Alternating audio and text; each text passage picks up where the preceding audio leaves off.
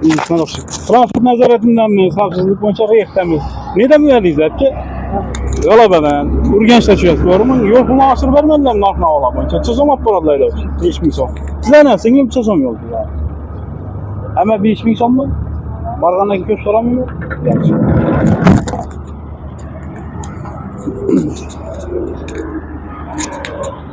Hurmatli haydovchi, Shahzodbek.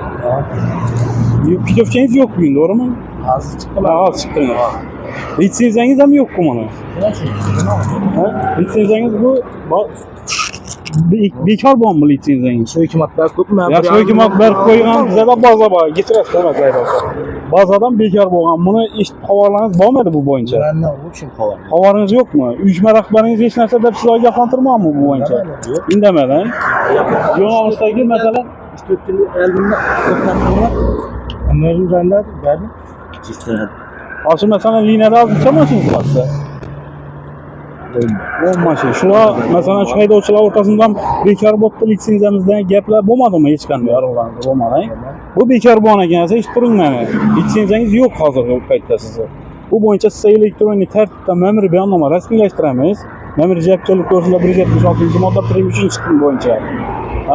Bu litsenziyangizni 1 oy muddat ichida olib qo'ysangizlar, sizga tuzilgan ma'muriy bayonnoma sud tomonidan ishtirokchi tugatiladi. Bu ya'ni ma'muriy javobgarlik to'g'risida 271-modda 11-qismdan nazarda tutilgan.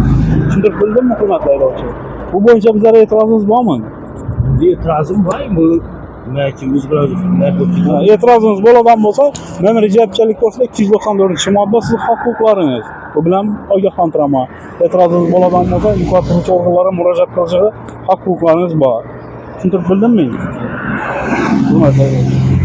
Buni litsenziyalaringizni aniqlab kiritib, buni boshqalardan yuklatib olinglar. Yaxshimi? Ochlarni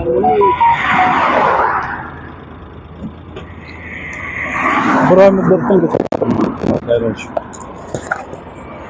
ishlarga odamlarni o'ylab